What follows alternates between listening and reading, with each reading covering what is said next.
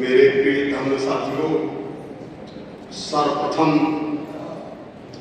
महाकारुणिक करुणा के सागर, धरती के प्रथम वैज्ञानिक, महामानव तथागत भगवान बुद्ध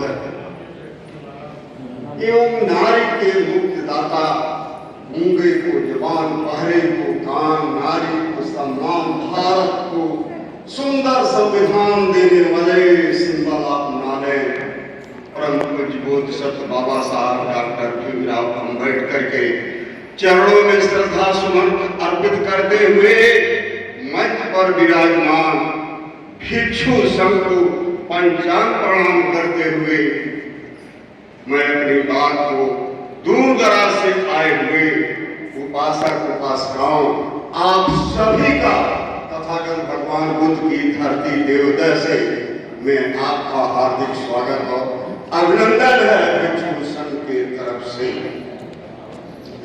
साथियों, उपासक उपासिकाओं, ये धरती जो है ये तथागत भगवान बुद्ध की धरती है। आगे बात कहने से पहले मैं इस धरती के बारे में अपने जीवन की एक वृत्तांत बात बताना चाहता हूँ। 3-4 अप्रैल 2015 को नागपुर में अंतर्राष्ट्रीय बौद्ध ऊना में अंतर्राष्ट्रीय बौद्ध सम्मेलन हो रहा था। उसमें उत्तर प्रदेश के 2 आदमी प्रतिनिधित्व करने वाले थे। एक मेरा नाम इंजीनियर बीपी भारती, दूसरे लखनऊ के जगजीवन प्रसाद जी। उनका नाम था 2 आदमी हम लोग उत्तर प्रदेश से चल करके महाराष्ट्र ऊना में गए। साथियों, जेवनी रेलवे स्टेशन ऊना के पहले हम लोगों को ये हुआ कि अपना बिस्तर संभाल करके उतरने की तैयारी की जाए। उसी समय माननीय जगजीवन प्रसाद जी के पास टेलीफोन आया कि आपके लड़के की तबीयत खराब हो गई है, आप जल्द से जल्द वापस आ जाइए किसी भी साधन से। मेरे मित्रों, ऐसे शुभ अवसर पर जगजीवन प्रसाद जी प्लेटफार्म से बाहर नहीं निकल पाए, वहीं टिकट कटाए और फिर लखनऊ के लिए वापस हो गए।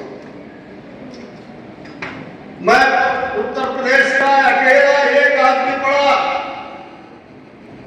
और जहां अंतर्राष्ट्रीय सम्मेलन हो, कई देशों के कई प्रांतों के लोग आए हुए हों और अपनी बात आप अपनी वेदना कहने को न मिले तो जरूर आपको कष्ट होगा। मेरे मित्रों, यही कष्ट हमें था।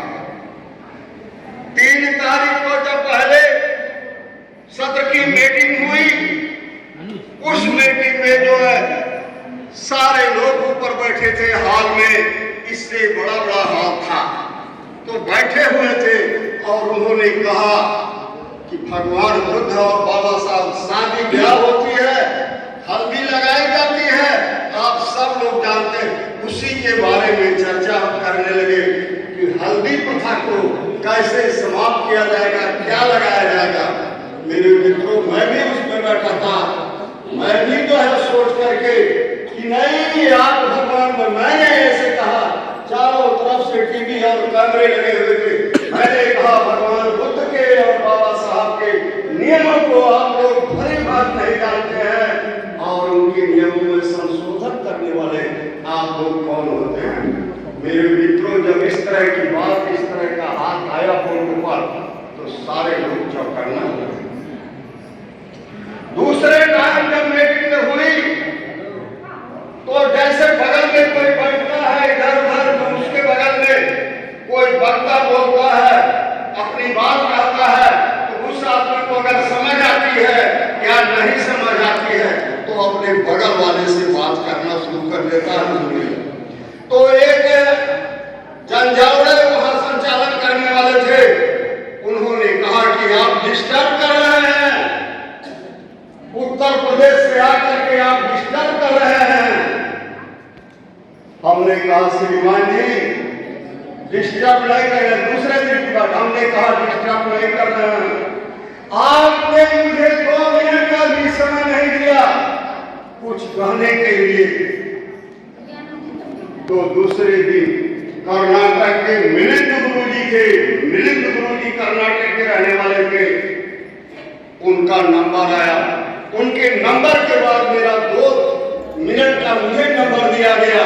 उस समय ट्रस्टी चेयरमैन पीजी ज्योतकर जी थे। मुझे 2 मिनट का समय दिया गया और 2 मिनट का समय में कहे कि 2 मिनट में आप अपनी बात खत्म करके आप मंच छोड़ देंगे। मैं श्रीमान जी पहले पहुंचे, अभी जैसे सुखा किए हैं, मैं हकीकत की बात बता रहा हूं। हमने कहा बहुत बहुत धन्यवाद संचालक महोदय, आपने 2 मिनट का समय दिया है, लेकिन मैं 1.5 मिनट में ही अपनी बात समाप्त कर दूंगा। जैसे सूखा चारों तरफ से वो सार मानते हैं, मैंने कहा मैं भी तथागत भगवान बुद्ध की जन्मस्थली लुम्बिनी, उनकी परिवहन निवारण स्थली कुशीनगर, कबीर साहब की परिवहन स्थली मगहर, उसके बीच में भगवान बुद्ध का ननिहाल महाराजा नंदन की राजधानी, जिसके नाम से महाराजगंज, उनकी बेटी महामाया, बेटी सुलक्षणा, महाराजा नंदन की धरती, भगवान बुद्ध के ननिहाल मैं देवदह से आया हूँ। इस तरह से जब मैंने कहा तो सारे लोगों ने कहा कि अब पंचांग प्रणाम उसे करना चाहिए। इस धरती की, इस मिट्टी की बात है, मुझे कहना पड़ा। देश और विदेश के लोग आते हैं तो एक चुटकी मिट्टी उठा करके ले जाते हैं और कहाँ ले जा करके रखते हैं, जो उनका अपने धर्म के अनुसार जो उनका पवित्र घर का स्थान होता है, देवी देवता उनके रहते हैं, उस मिट्टी का नमन करते हैं।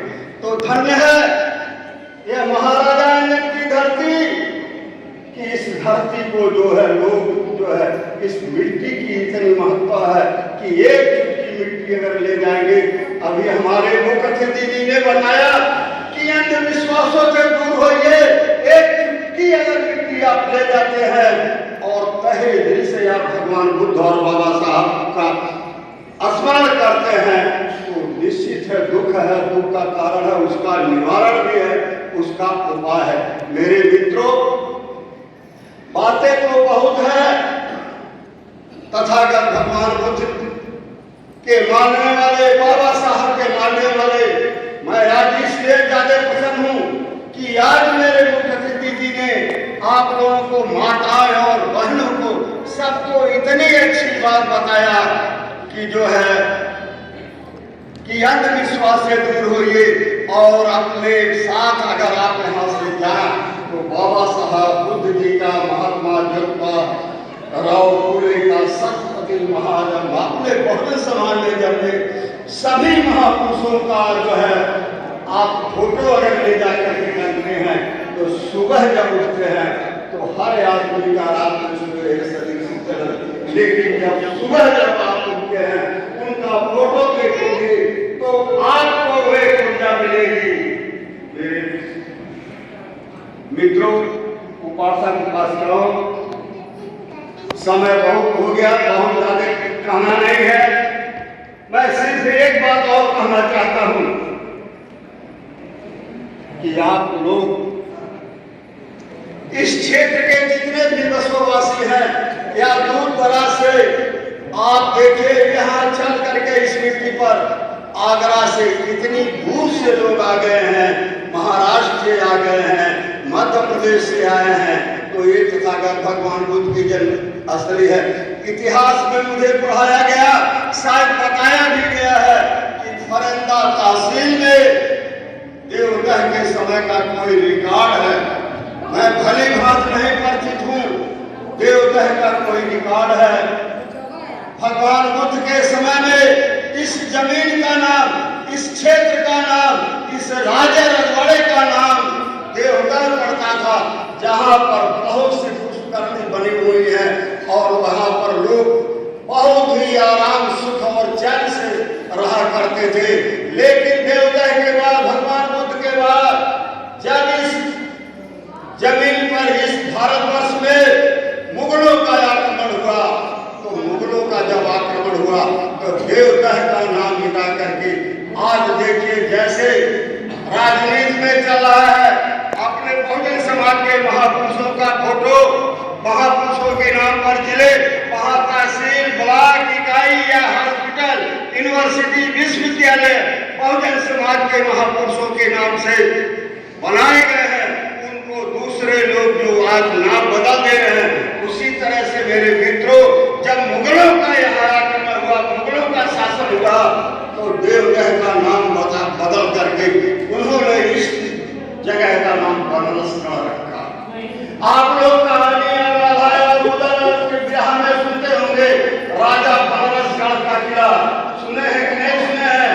राजा बनरसगढ़ का किला मुगलों के समय में इस जगह का नाम बनरसगढ़ था।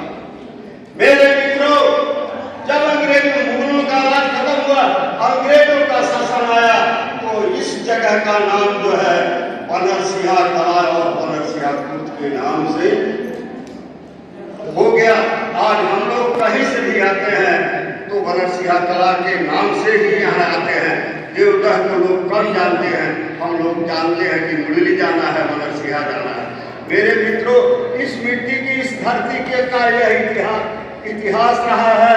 आगे मैं बता करके मैं आप सभी लोगों का भिक्षु संघ के तरफ से सभी उपासक और उपासिकाओं को बहुत बहुत साधुवाद देता हूँ। भवतु सब मंगलम रक्षन्तु सब देवता, भवतु सब मंगलम रक्षन्तु सब देवता, भवतु सब मंगलम रक्षन्तु सब देवता। बहुत बहुत साधुवाद। सबका मंगल हो, भगवान बुद्ध की करुणा हो। और धर्म की क्या पहचान? और धर्म की क्या पहचान? घर घर में हम जाएंगे, घर घर में हम जाएंगे, बहुत बहुत धन्यवाद आप लोगों को। साथ साथ साथ साथ की तरफ से आपने अपनी बात को रखा और देवदय को यही नहीं, वो लखनऊ में देवदय की बात को रख करके इसको दुनिया के मानस पटल पे ले जाने का प्रयास किया। और भिक्षु संघ की तरफ से हम सबको आशीर्वाद दिए, मंगल कामना किए। ये हम लोग के लिए बहुत ही अच्छी बात है। इसके बाद हम निवेदन करेंगे कि इस कार्यक्रम के अध्यक्ष, आज के अध्यक्ष आदरणीय जयराम आदरणीय कोहली साहब, राम ललित कोहली जी, आप आए और अपने बात को रखें, अपने ख्याल को रखें और कार्यक्रम को आगे बढ़ाने के लिए कुछ भिक्षु संघ का आदेश